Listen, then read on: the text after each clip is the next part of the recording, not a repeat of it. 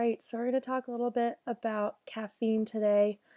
Just want to cover our bases on benefits of caffeine use, some disadvantages, what kind of athletes would benefit best from caffeine use.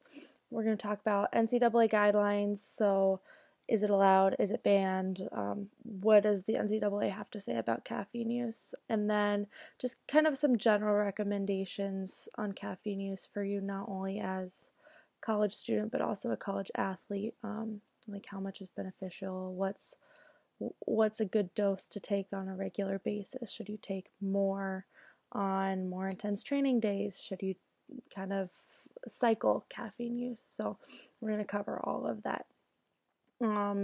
First off, let's start off with some benefits. So as an athlete, typically you guys want to take caffeine,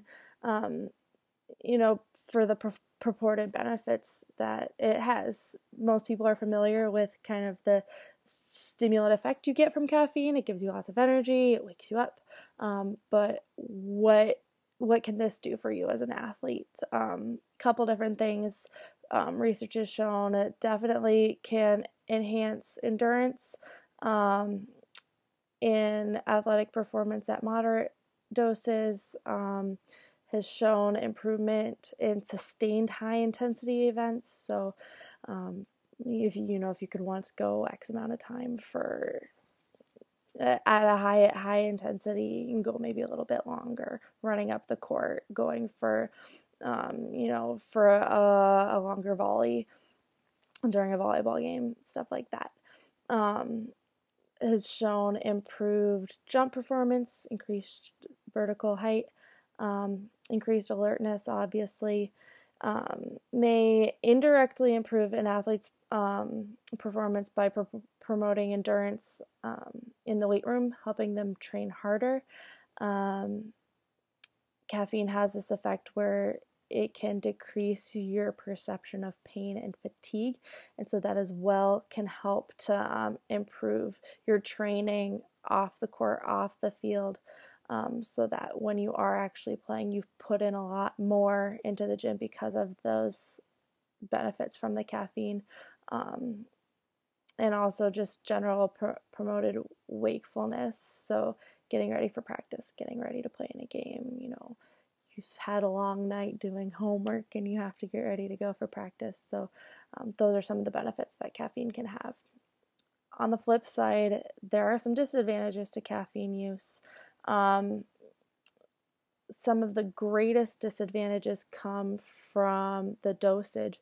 So if you overdo it on the caffeine, obviously you're going to get some of those jitters, increased heart rate, and that can lead to impaired performance. If you get too adjusted to high caffeine doses and go, oh shoot, I gotta cut down a little bit, you're gonna face withdrawal symptoms, things like increased sleepiness, decreased mental alertness, poor reaction time, decreased performance. You're gonna have poor memory.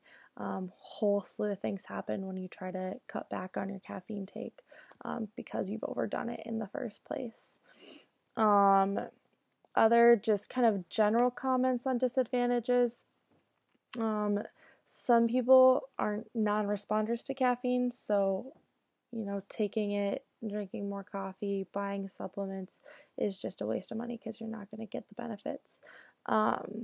On the flip side, some people are highly sensitive, so 50 milligrams of caffeine can put you over on that super overly alert, jittery stage, and so it's important to kind of know yourself when you do decide to take caffeine, to know your sensitivity to it so that you can avoid some of those pitfalls. Research has also shown that when you do become adapted to caffeine, if you take it often on a regular basis, you tend to not notice the benefits as much. Some research has shown that some of the tissues in your body can become tolerant to the caffeine, other tissues don't, and so it's not fully known on how this can affect performance, but a lot of more research is being done to kind of look into that and how that increased tolerance of caffeine can play a role in athletic performance. And then finally, caffeine can have a diuretic effect, and so hydration as an athlete is obviously important. And so if you do decide to increase your caffeine take, it's also important to increase your intake of water and fluids to eliminate any risk for dehydration. As far as which athletes could benefit from caffeine use, there's lots of research that shows that athletes from all aspects can benefit from caffeine, and it may be so in different doses, but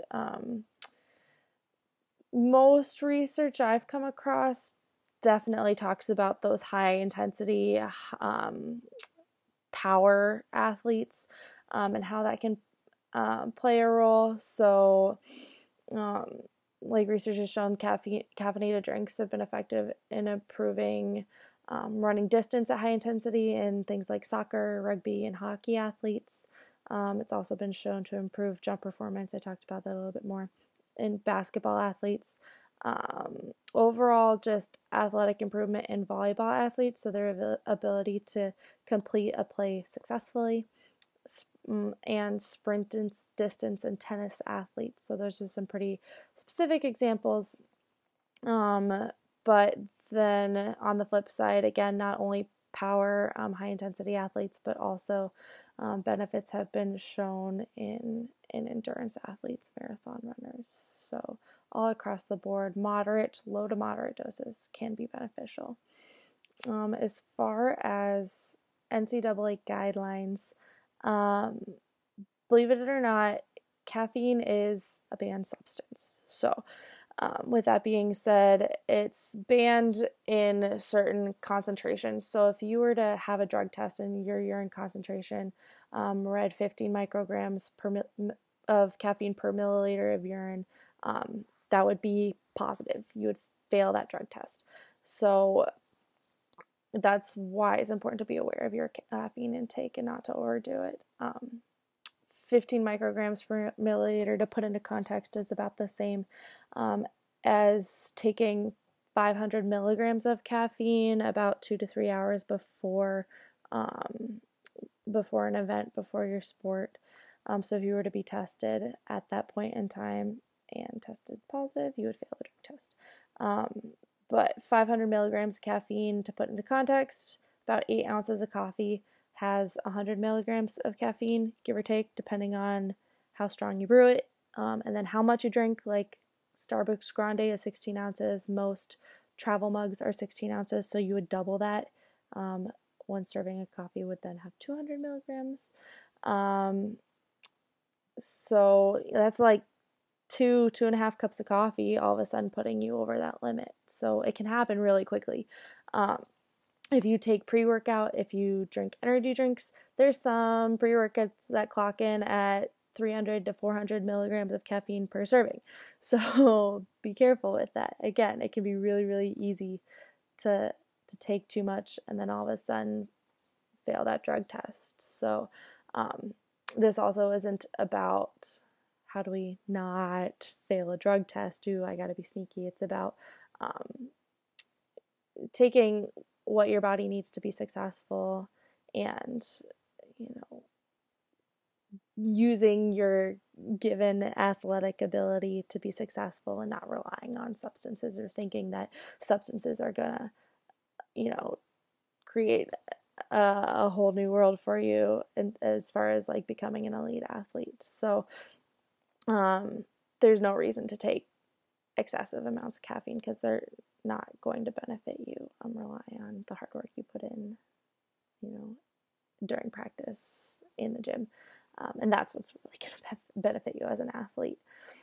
But that's where the NCAA stands. It's important to be knowledgeable of that. But then just general recommendations for every day. Athletic improvement has been shown with moderate intake, about 3 milligrams per kilogram of body weight.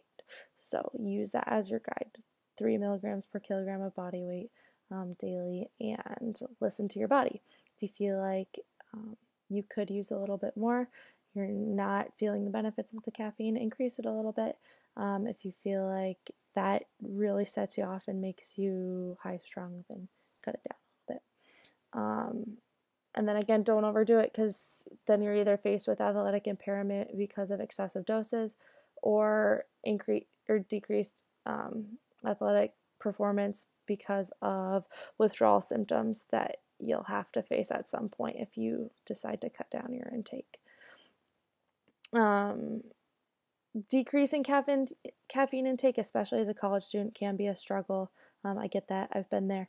So it may be beneficial if you feel like you're on that high end of intake to eliminate altogether when you know that you're able to kind of suffer through those withdrawal symptoms, reset your body, and then reintroduce small amounts just to increase your overall sensitivity. But other than that, you are your own guinea pig, so mess around with different doses. However, again, it is a banned substance, so don't overdo it. Listen to your body.